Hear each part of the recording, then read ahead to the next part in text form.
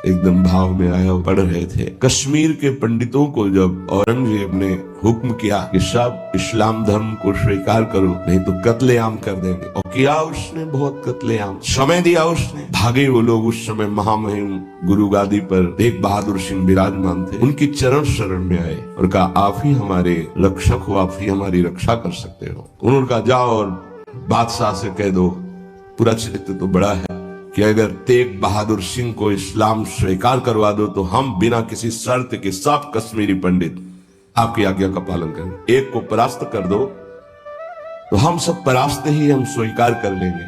फौरन उसने, बहुत ही अन्य धर्मों की तरफ उसका नकारात्मक भाव था,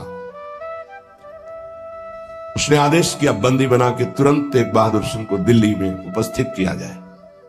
सैनिक गए। बल विक्रम गुरु गादी में प्रथम से चला रहा है, उनके पार्षद और उनकी सेना तेग बहादुर सिंह की स्पर्श नहीं करोगे। गुरु तेग बहादुर सिंह के सामने शर्त रखी कि बादशाह के सामने तुम चलते हो या तुम्हें बंदी बना के ले चले। उनका तुम चलो, हम सत्य पर चलने वाले हैं, हम स्वयं चल के आ जाएंगे, तुम्हें बंदी बनाने की जरूरत नहीं। बहुत ही नाम कीर्तन होते हुए, भगवत भक्ति का प्रचार करते हुए, खूब झूमते हुए पहुंचे। बादशाह ने तत्काल उनको काबू में किया, देखा कि वो तो अपने वैभव के साथ बंदी बना लिया, और कहा हमारे धर्म को स्वीकार करो।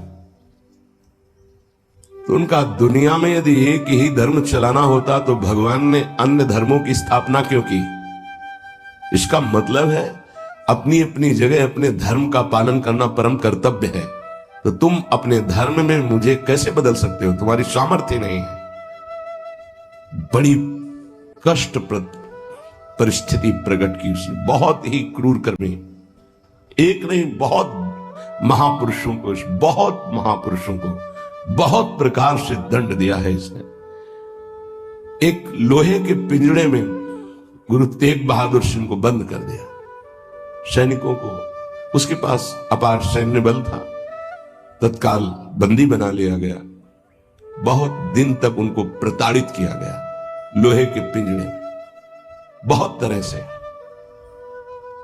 हर बार वो उनसे जब पूछते, अगर आप स्वीकार करें तो जो पद कहे, मैं अपने राज्य का बादशाह था, मैं दे सकता हूं। अगर नहीं स्वीकार करते तो परिणाम तुम्हें भयंकर भोगना होगा। उन्होंने हंसते हुए कहा कि प्रभु ने जिस धर्म में मुझे स्थापित किया है, तेरी सामर्थ्य क्या है? कड़वे ही शब्दों से, तेरी सामर्थ्य क्या है कि मुझे परास्त कर सके? और उस समय उन्होंने पद गाया, भाई मैं धनु पाइयो हरि नाम, मन मेरो धावन ते छूटियो, करी बैठो विश्राम। भाई मैं धनु पाइयो हरि नाम, माया ममता तन ते भागी, उपज्यो निर्मल ज्ञान। लोभ मोह यही परसी न साके, गही भगति भगवान। भाई मैं धन पाइयो हरि नाम। देखो, भीषण प्रताड़ना, कष्ट, मृत्यु भय उपस्थित, और वो गा रहे कि भाई मैंने हरिनाम रूपी परम धन पाया है, मन मेरो धावन ते छूटियो। अब मेरा मन कहीं भाग कर नहीं जाता, दौड़ भाग खत्म हो चुकी है। करी बैठो विश्राम, अब तो नाम में विश्राम पा गया है। इस तन को पीड़ा पहुंचाई जा सकती, पर मेरा अब इस तन से कोई संबंध नहीं है, क्योंकि माया भाग गई है नाम के प्रभाव से। तन से कोई ममता नहीं रह गई। उपजियो निर्मल ज्ञान, इसी नाम के प्रभाव से निर्मल ज्ञान का प्रादुर्भाव हुआ। लोभ मोह यही परसी न साके, गही भगति भगवान। कोई भी तुम प्रलोभन दो, मेरे मन को नहीं लुभायमान कर सकता, और कोई भी भय दो तो अब मेरे शरीर का मोह नहीं, क्योंकि मेरे हृदय में भगवान की भक्ति जागृत हो गई है। जन्म जन्म का संसार चूका, रतन नाम जब पाइया, तृष्णा सकल विनाशी मनते, निज सुख माहि समाइया।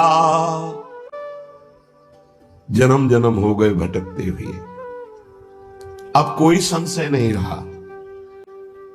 मुझे नाम रूपी रतन मिल गया, सब संशय खत्म हो चुके हैं।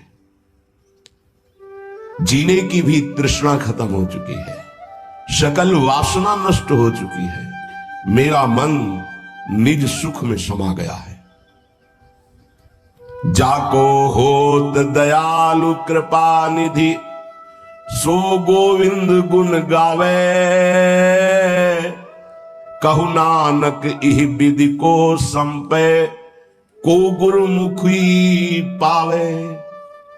कह रहे जिस पर भगवान दयालु होता है, कृपा निधि होता है, वही भगवान के नाम गुण को गा पाता है।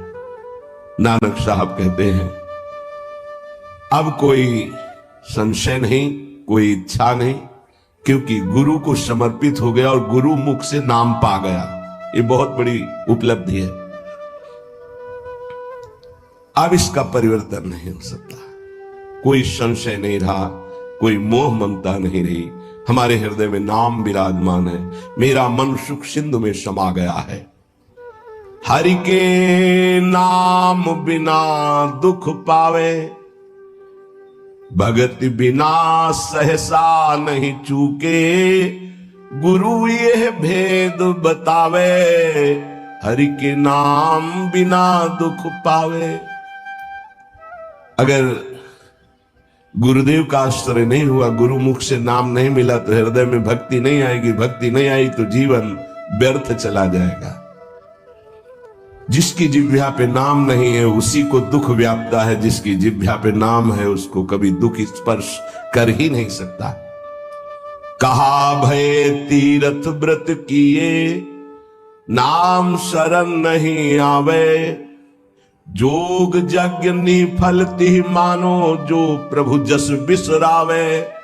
क्या हुआ? आपने तीर्थ कर लिया, तपस्या कर लिया, दान कर लिया, लेकिन तुम नाम की शरण में नहीं हुए, नाम नहीं जप किया, भगवान के यश नहीं गाए, तो जोग यज्ञ तीर्थ याटन सब बेकार हो गया। मान मोह दोनों को परिहरी, गोविंद के गुण गावे, कहु नानक विधि को प्राणी, जीवन मुकुट कहावे। जो निरंतर नाम जप करता है, भगवान का यश गाता है, नानक साहब कहते हैं वो जीवन मुक्त महापुरुष होता है। ये भारी दुख की परिस्थिति में आनंद मगन होकर, तिहि नर जन्म अकारत खोया, इहि राखो मन माही, तीरथ करत बिरत पुनि राखे, नहीं मनुआ बस जाए। अगर नाम जप नहीं चल रहा, गुरु शरण में नहीं, तो और सब करके देख लो, मन को वश में नहीं कर सकते हो। निफल धर्म ताहि तुम मानो, साच कहत मैं या को, तीरथ करे बिरत पुनि राखे, नहीं मनुआ बस जाको। मान लो मेरी बात, तुम्हारा तीर्थ, तुम्हारा वैराग्य, तुम्हारा सब धर्म कर्म व्यर्थ माना जाएगा यदि गुरु कृपा नहीं हुई, तो तुम्हारा मन वश में नहीं होगा, मन नाम में नहीं लगेगा। जैसे पाहन जल मही राखी, भेदे नहीं ती पानी, तैसे ही तुम ताहि पिछानो, भगतहीन जो प्राणी। जो गुरु की शरण में नहीं आया उसका हृदय पत्थर जैसा कठोर होता है, चाहे जितना पानी डालो पसीजेगा नहीं, वो द्रवित नहीं होगा पत्थर। ऐसे ही अगर गुरु की शरण में नहीं आया तो हृदय उसका मलिन बना रहता है। जिसके हृदय में भक्ति नहीं जागृत हुई गुरु चरणों की, वो व्यर्थ जीवन है, मृत जीवन है। कलि में मुकुति नाम ते पावत, गुरु ही भेद बतावे, कहु नानक सोई नर गुरुआ, जो प्रभु के गुण गावे। वही गुरु का है जो प्रभु का नाम और प्रभु का जश निरंतर गाता रहता है। बड़ा उनके ऊपर जुल्म किया, भारी पीड़ा पहुंचाई गुरु तेग बहादुर सिंह को। उन्होंने कहा कि मैं अपना धर्म कभी नहीं छोड़ सकता, जितना चाहे तू पीड़ा दे दे, और डर उस परमात्मा से, जुल्म मत कर। लेकिन वो तो क्रूर कर्मी, वो गुस्से से लाल हो गया, बहुत तरह से पुनः पीड़ा पहुंचाई। इसमें तो सारांश में बता, बहुत पीड़ा पहुंचाई, बहुत डराया, लेकिन वो पर्वत के समान अटल रहे। बस जो जीवन में है वो भगवान का नाम और भगवान का गुण है। लोहे के पिंजड़े में बहुत दिन तक बंद रखा, प्रताड़ना दी, कुछ भी खान पान नहीं। जब देख लिया हार गया कि किसी भी तरह टूटने वाले नहीं, तो संवत 1732 विक्रम का दिन था, मार्गशीर्ष महीना, उनको पिंजड़े से निकलवाया और कहा तुम्हारी इच्छा क्या है अंतिम। उन्होंने स्नान की इच्छा जागृत की और एक बट वृक्ष था उसके नीचे बैठे और गुरु साहब का ध्यान करते हुए जपुजी नाम का उनके यहां उसका पाठ किया और ध्यानस्थ हो गए। उसी समय सैयद आदम शाह नाम के उन्हीं के पार्षद ने, जो औरंगजेब था, गर्दन उतार दी। इन महापुरुषों ने या और भी धर्मावलंबी महापुरुषों ने बहुत कष्ट सहे। सोचो जरा, अगर ऐसी थोड़ी सी भी बात प्रतिकूल हो जाती तो भगवान पे संशय कर लेते। जरा इन गुरु साहब महापुरुषों की बात जरा ध्यान देकर देखो, अपने धर्म को नहीं त्यागा, भयानक पीड़ा पाई। ऐसे चमड़े सहित बाल नचुआ लिए गए, तप्त कड़ाहे पे बैठाल कर ऊपर से चलती हुई तप्त बालू डाली गई, कीले ठोक दी गई, घाव के घाव अंगों में कर दिए गए। कभी आह नहीं, अपने धर्म से नहीं टूटे। बीच से आरा चौराहे पर खड़े होकर के चलवा दिया गया, आरा चलवा दिया, आराम आराम से, थोड़ा थोड़ा ऐसे रोक रोक करके, लेकिन शब्द है राम राम राम। जिस मार्ग में निकला गया है भगवत मार्ग, बहुत ही निष्ठापूर्वक इसका निर्वाह किया जाता है अपने धर्म का।